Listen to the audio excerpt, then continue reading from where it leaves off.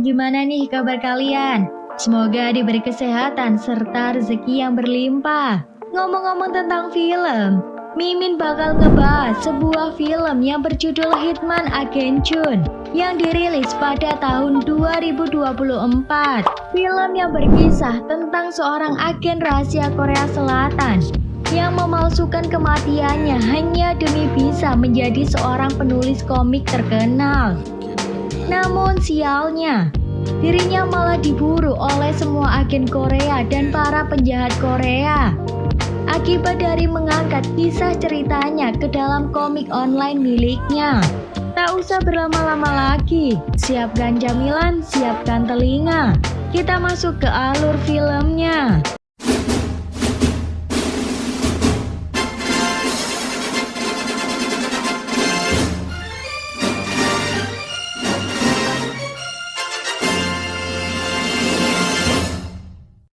Film ini berlatar di Korea Selatan pada tahun 2000. Pada saat itu, seorang komandan dari Badan Intelijen Korsel atau bisa disebut NIS, ada seorang bernama Jokdo datang ke sebuah panti asuhan. Dia mencari Jun, anak SD yang baru saja kehilangan orang tuanya dalam kecelakaan tragis. Dia datang dengan niat untuk mencari kandidat baru yang akan dilatih menjadi agen rahasia dalam suatu program bernama The Shield. Program ini dirancang khusus untuk melatih agen rahasia baru dan menjadikan mereka mesin pembunuh yang sangat mematikan. Setelah melihat potensi yang dimiliki Jun secara langsung, Jokdo memutuskan untuk memasukkan Jun ke dalam program The Shield. Jadi Jun ini bukan bocil sembarang bocil. Dia sebenarnya memiliki dasar bela diri taekwondo yang dilatih langsung oleh ayahnya. Yang dulu saat olimpiade ayahnya meraih medali emas. Jun sebenarnya tidak berniat menjadi agen rahasia, Ya, karena si Jun ini cita-citanya ingin menjadi seorang penulis komik. Setelah beberapa tahun berlalu, Jun telah berkembang menjadi agen rahasia paling mematikan di Korea Selatan pada saat itu. Di suatu malam, Jokdo si ketua dari The Shield memimpin rapat tertutup di markas NIS.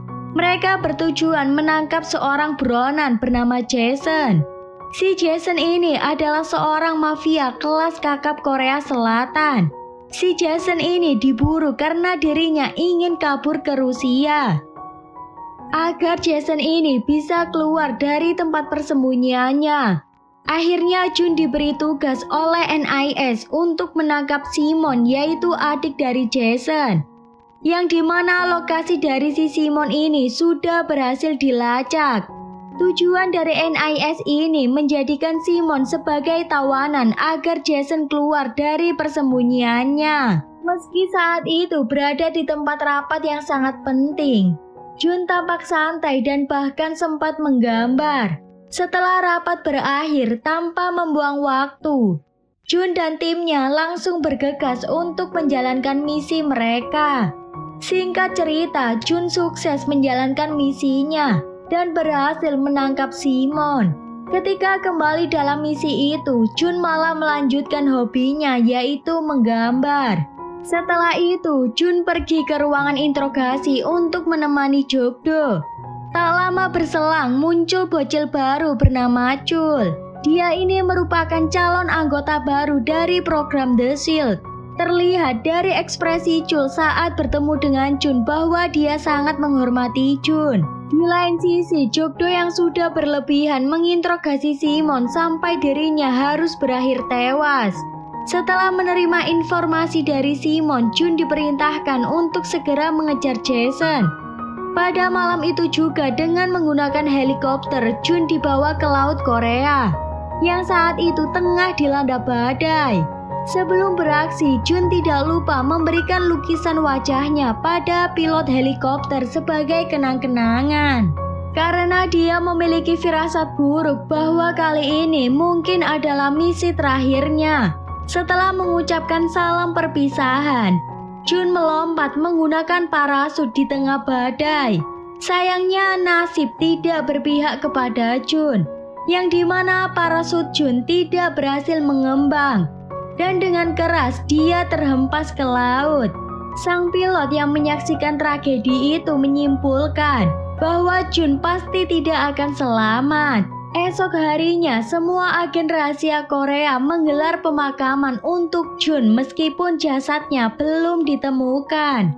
Jadi mereka secara simbolis mengubur peti kosong di pemakaman para pahlawan. Akan tetapi, di sisi lain di perairan Korea terlihat Jun masih selamat dan sedang berenang.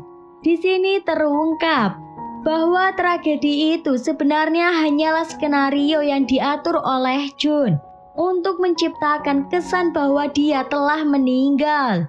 Padahal Jun hanya ingin pensiun dari profesinya sebagai agen rahasia dan beralih menjadi penulis komik. Sudah 15 tahun berlalu sejak Jun melaksanakan misi terakhir sebagai agen rahasia.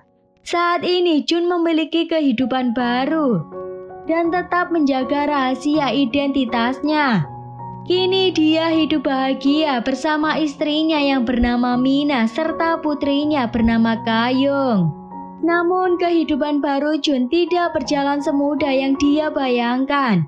Dia dan keluarganya tengah dihimpit oleh kemiskinan. Pada suatu pagi, Jun kembali membayangkan ke masa kejayaannya sebagai agen rahasia.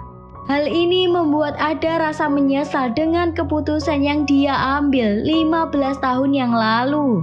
Tiba-tiba telepon berbunyi. Ternyata itu panggilan dari kantor perusahaan tempat Jun biasanya menyerahkan karya komiknya. Begitu Jun mengangkat telepon, manajer itu langsung mendesaknya untuk segera mengirimkan lanjutan cerita komik yang sudah terlambat. Manajer itu mengancam untuk memotong gaji Jun jika dia tidak menyerahkan lanjutan komik hari itu juga. Selang beberapa saat, Mina datang dan semakin menambah kekacauan. Karena Jun lupa membayar tagihan air dan listrik. Dengan rasa bersalah, Jun mencoba meminta maaf kepada Mina. Diketahui di sini, Mina harus menjadi tulang punggung keluarga. Selama Jun mencoba mengejar impiannya menjadi penulis komik, Mina ini bekerja sebagai guru seni lukisan di sebuah sanggar lukis. Namun meskipun begitu, penghasilan Mina ini tidak cukup besar, Sebelum berangkat kerja, Mina memberikan sebagian uangnya untuk membayar tagihan dan meminta Jun untuk merawat rumah, serta menyiapkan sarapan untuk Kayung, putri mereka. Meski sebagian besar waktu Jun dihabiskan sebagai bapak rumah tangga, dirinya melakukannya dengan serius. Dimulai pagi hari dengan membangunkan anaknya dan memasakkan sarapan untuknya. Selama sarapan, Jun meminta maaf kepada Kayong karena tidak mampu membelikan piano untuknya. Kayong ini aslinya anak yang baik loh, Rek. Dia sangat bisa memahami keterbatasan ayahnya. Dia bahkan berencana untuk mengikuti kompetisi musikal dan berharap bisa membeli piano dari hadiah yang diperoleh jika dia menang. Setelah Kayong berangkat sekolah, Jun kembali ke pekerjaan menggambar komiknya. Dia merokok sejenak di depan jendela, berharap mendapat sebuah inspirasi, yang pada akhirnya dia berhasil menyelesaikan gambar cerita komiknya dan segera mengirimkan hasilnya ke perusahaan Jun. Setelah itu, Jun kembali melanjutkan tugasnya sebagai bapak rumah tangga. Mulai dari menyapu lantai, mengatur tempat tidur, mencuci baju, dan pekerjaan rumah yang lainnya. Saat sarapan, Jun menonton berita di televisi. Kebetulan berita hari itu melaporkan seorang agen rahasia dari NIS telah dibunuh. Korban ini ditemukan di tepi pantai dengan mata yang sudah diambil oleh pelaku. Melihat berita itu membuat Jun prihatin dengan peningkatan kriminalitas akhir-akhir ini. Tak lama kemudian dia menerima notifikasi di ponselnya dari tempat dia mengirim komik buatannya. Ternyata itu adalah komentar negatif tentang komik yang baru saja dia unggah. 본인 맞네. 아이디 돌렸으며 댓글. Sementara itu di sisi lain, memperlihatkan Kayong meredakan kebosanannya dengan mendengarkan musik melalui handphone. Dia memutarnya begitu keras hingga nyaris mengalami kecelakaan karena kurangnya kewaspadaannya. Untungnya Jun yang melihat hal tersebut berhasil menyelamatkan Kayong. Dia pun lalu memarahi anaknya agar tidak memutar musik terlalu keras lagi. Di taman, Kayong menyarankan Jun tentang komik terbarunya yang telah menerima banyak kritikan. Kayong akhirnya memberikan Jun ide yang dimana Jun sebaiknya menciptakan karya berdasarkan pengalaman hidupnya sendiri. Kayong yakin dengan cara ini komik ayahnya akan lebih disukai oleh banyak orang. Kemudian Jun merenungi saran dari Kayong dan mempertimbangkan untuk menciptakan cerita baru berdasarkan pengalaman hidupnya. Namun tiba-tiba telepon berdering. Jun mendapat kabar buruk, di mana dia diminta untuk menghentikan serial komiknya karena banyak pembaca yang tidak puas dan banyak komentar negatif. Berita ini membuat Jun kaget karena sekarang dirinya tidak memiliki pekerjaan yang lain. Setelah itu Jun mencoba mencari pekerjaan di proyek konstruksi. Di sana dirinya bekerja sebagai pekerja kasar. Meski tidak terbiasa dengan pekerjaan kasar, Jun tetap diterima. Namun dia seringkali dimarahi oleh mandor karena tidak bisa bekerja dengan baik. Setelah hari kerja yang melelahkan, Jun pulang dan beristirahat sambil menikmati soju dan menonton program TV yang bertema motivasi. Melihat di program TV itu membuat Jun berpikir mengapa dia tidak bisa meraih kesuksesan serupa. Malam itu dia kembali ke ruangan kerjanya dan membaca komentar negatif dari komik buatannya. Dari situlah Jun mempertimbangkan lagi saran dari Kayong yang akhirnya memutuskan untuk berani menulis tentang pengalamannya saat menjadi agen rahasia. Dalam komik terbarunya, komik ini akan berfokus pada program rahasia bernama The Shield yang bertujuan untuk menciptakan pembunuh terbaik.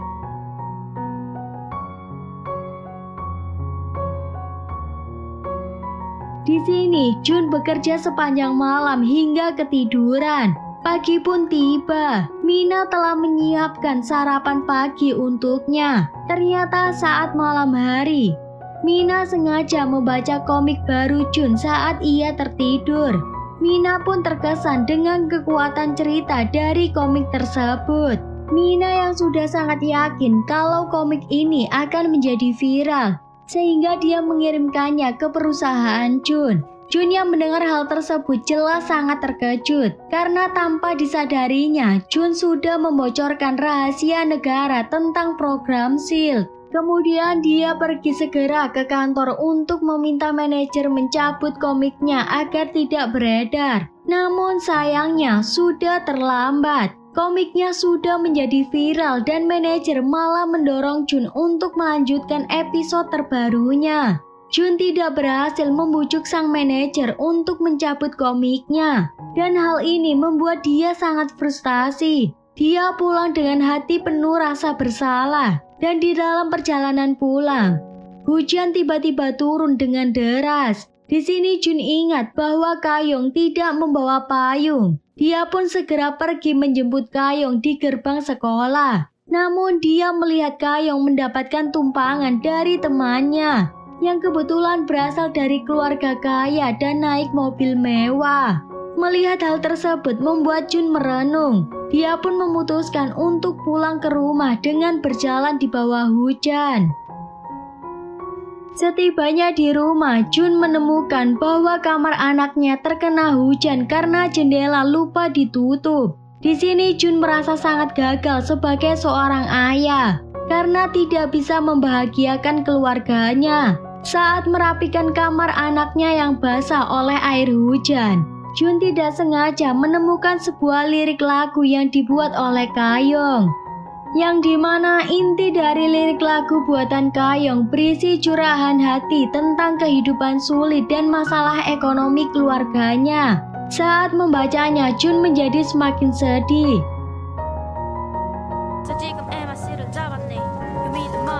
Jun kembali ke ruang kerjanya dan memutuskan untuk melanjutkan cerita di komik barunya yang berjudul Agen Rahasia Jun.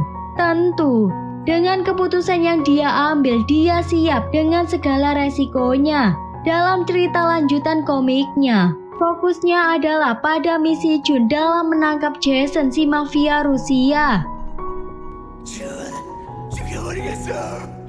Setelah cerita ini diunggah, karya Jun kembali mendapatkan perhatian dan meraih peringkat teratas hanya dalam semalam. Semua ini berkat alur cerita yang semakin menarik. Akhirnya Jun menerima royalti dari karyanya dan menggunakan pendapatan itu untuk membelikan piano baru untuk Kayong. Sementara itu kita beralih ke Jokdo. Dia mengunjungi sebuah warnet karena ada indikasi adanya seorang hacker yang meretas situs pemerintah Korea Selatan. Di sini pemilik warnet tampak takut kepada Jokdo yang diketahui sebagai seorang agen rahasia malah mengunjungi warnetnya. Jokdo kemudian diperlihatkan ke komputer yang dipakai untuk meretas situs pemerintah, yang ternyata itu sedang digunakan oleh dua bocil untuk bermain game. Dua bocil itu terbukti berbakat dalam meretas, dan mereka tetap tenang meski tahu telah melakukan kesalahan. Alih-alih takut, mereka malah mengejek Jokdo yang tidak tampak seperti agen rahasia dan menyebut bahwa karakter agen rahasia yang mereka baca di komik tampak lebih keren daripada Jokdo. Jokdo yang tidak mau diremehkan pun menunjukkan kartu namanya kepada dua bocil itu. Mereka tampak terkejut saat melihat nama Jokdo sama dengan karakter di komik yang dikenal sebagai Komandan The Shield. Bocil terkejut, si Jokdo malah lebih terkejut. Kenapa bisa dua bocil tahu tentang tim rahasia yang dibuat oleh Jokdo? Alhasil dua bocil ini kemudian menunjukkan komik yang sedang viral kepada Jokdo. Setelah melihatnya, Jokdo segera kembali ke markas NIS untuk melaporkan temuannya pada atasan-atasannya. Para petinggi pun tampak terkejut mengetahui bahwa rahasia negara mereka telah bocor lewat cerita komik. Di sini muncul pertanyaan mengenai identitas penulis komik tersebut. Dugaan mereka pun tertuju kepada Jun yang seharusnya telah tewas 15 tahun yang lalu. Tapi waktu itu memang jenazah dari Jun tidak pernah ditemukan. Semua petinggi segera memerintahkan agar segera menangkap penulis komik tersebut. Keamanan negara menjadi perhatian utama, terlebih setelah kejadian pembunuhan terhadap salah satu anggota mereka yang matanya dicongkel. Dengan misi baru, Jokdo segera bergegas untuk mencari penulis komik itu. Keesokan harinya kita diperlihatkan seorang pemuda bernama Chul. Chul ini adalah bocil yang di awal film tadi, Rek. Sekarang udah besar dan jadi agen berbakat seperti Jun. Saat ini Chul menyamar sebagai pengemis untuk mengawasi seseorang. Tiba-tiba telepon berdering dan ternyata itu panggilan dari Jokdo. Panggilan itu mengirimkan Chul dalam misi untuk segera menuju kantor penerbit komik dan menangkap penulis komik yang berjudul Agen Rahasia Jun. Mendengar hal itu, Chul terkejut karena mendengar Jun idolanya ternyata masih hidup. Chul dijemput oleh sekelompok NIS dan dibawa ke kantor penerbit komik. Awalnya manajer tersebut tidak mengenali Jun dari foto masa mudanya. Namun setelah memperhatikan lebih dekat, dia sadar bahwa itu adalah penulis komik yang mereka cari bernama Jun. Kemudian NIS memberitahu manajer tersebut bahwa Jun sebenarnya adalah agen rahasia. Setelah itu, si manajer dipaksa untuk membantu menemukan Jun dengan meneleponnya. Sinyal telepon ini kemudian dilacak oleh NIS untuk mengetahui posisi Jun. Setelah panggilan selesai, Jun terkejut melihat banyaknya mobil agen NIS mendatangi proyek bangunan tempat dia bekerja. Dia pun buru-buru berlindung di toilet dan berhasil mengalahkan beberapa agen NIS yang mengikutinya. Setelah itu, Jun melarikan diri dengan taksi ke rumahnya. Di rumah, Jun menelepon istrinya yang saat itu sedang mengajar di studio lukis. Dia mengajak Mina untuk kabur ke luar negeri karena dia sekarang menjadi buronan, dan mengaku bahwa kisah yang dia tulis dalam komik adalah kisah hidupnya sebagai agen rahasia. Namun Mina tidak percaya dan menutup telepon karena dia saat ini sedang mengajar. Saat Jun mencoba menemukan cara untuk meyakinkan keluarganya, rumahnya digerebek oleh agen NIS. Alhasil, pertarungan sengit pun terjadi. Jun akhirnya bertemu dengan Chul yang merupakan juniornya yang dulu selalu mengidolakannya. Sayangnya, Jun yang lengah justru berhasil dilumpuhkan oleh Jok-do. Dia dilumpuhkan dengan alat pengejut listrik sehingga Jun pun tertangkap. Scene selanjutnya berganti ke manajer dari Jun yang baru saja membantu agen NIS menangkap Jun.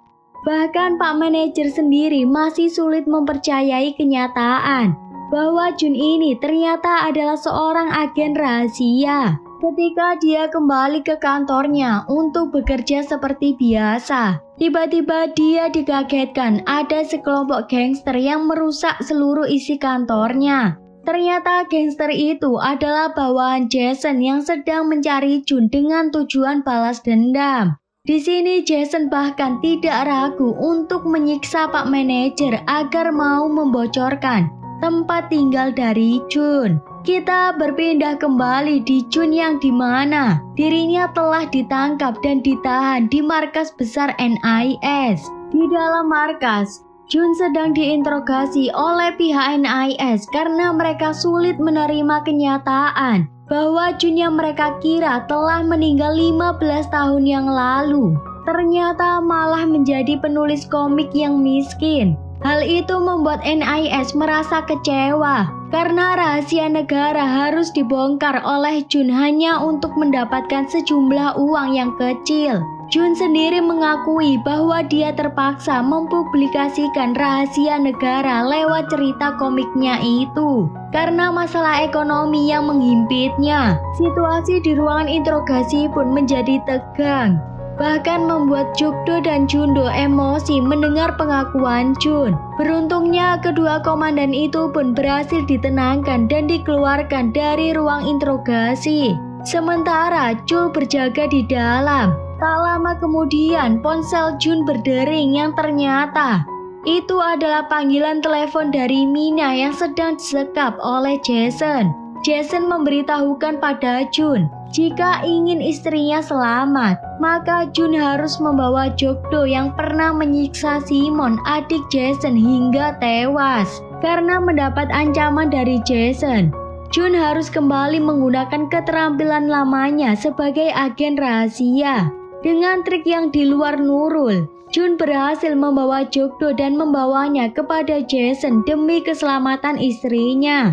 Bahkan dalam perjalanan menuju lokasi yang sudah ditentukan oleh Jason, Jun dihadang beberapa agen rahasia kiriman dari Jung-do untuk menangkap Jun, agar Jun dapat melanjutkan perjalanannya. Mau tidak mau, dirinya harus mengalahkan semua agen tersebut. Dan alhasil, Jun berhasil melumpuhkan semua agen rahasia itu. Setelah itu, Jun kembali melanjutkan perjalanannya. Namun tak lama setelah Jun pergi, anak buah Jason yang tiba di lokasi dengan kejam menembak mati semua orang yang dilumpuhkan Jun.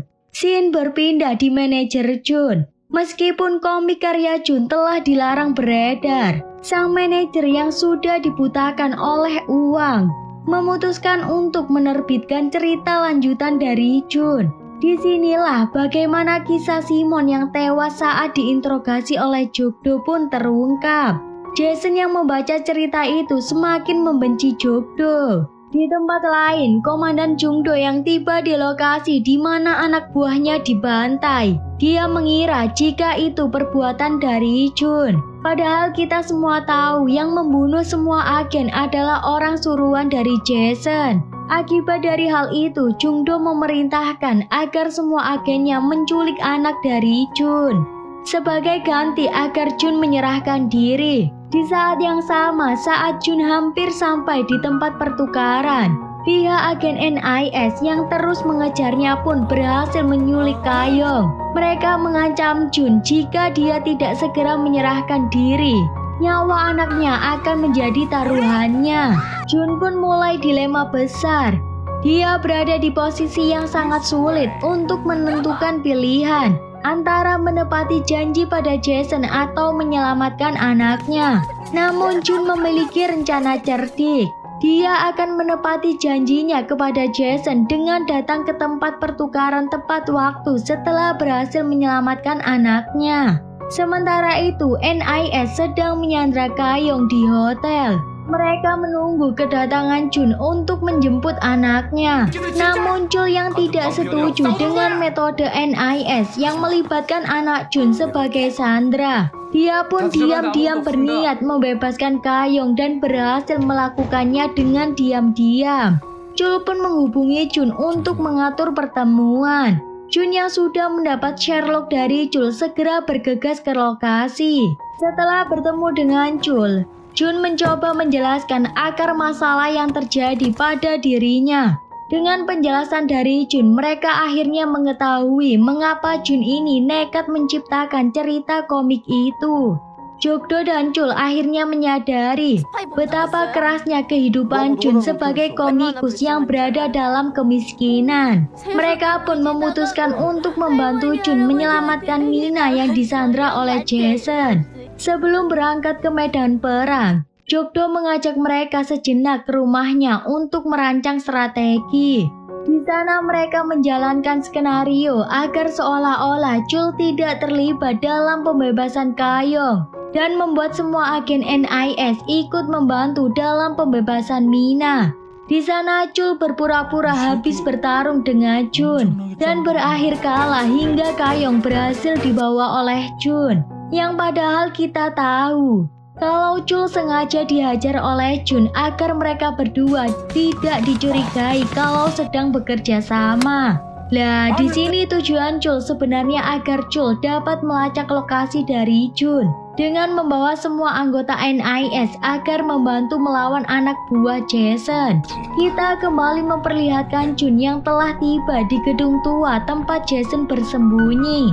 Di tempat itulah Kayong mencoba ikut, tetapi dia diberi instruksi untuk tetap berada di dalam mobil, serta menyuruh Kayong untuk membuat panggilan video call kepada HP-nya Chul untuk membantu mereka melihat pertemuan itu dari kejauhan, dengan tujuan agar NIS tahu kalau musuh sebenarnya adalah Jason, bukanlah Jun.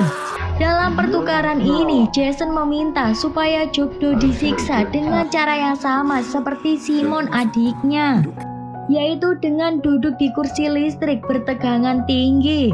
Beruntungnya, berkat rekaman video call, agen NIS akhirnya sadar bahwa Jason adalah musuh sesungguhnya yang selama ini mereka cari.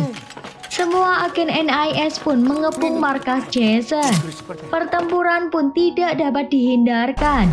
Jun terpaksa ikut bertempur demi keluarga dan negaranya. Di sini dia berhasil meringkus Jason yang merupakan target buronan Interpol. Beberapa hari setelah penangkapan Jason, Jun menerima tawaran dari NIS untuk kembali bertugas untuk negaranya.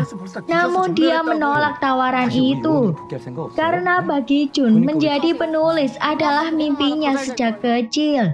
Meskipun pendapatannya tidak sebanyak ketika dirinya menjadi agen rahasia, tapi Jun yakin bahwa suatu hari nanti karyanya akan membuahkan hasil. Apalagi kini dia didukung penuh oleh keluarganya. Dan film pun tamat. Kurang lebih seperti itulah akhir dari film Hitman Agent Chun. Semoga kalian terhibur ya. Oke, buat arek-arek saya ucapkan terima kasih karena sudah menonton. Jika ada kurang atau lebihnya mohon maaf. Mimin dan segenap tim jajaran pamit undur diri. Terima kasih.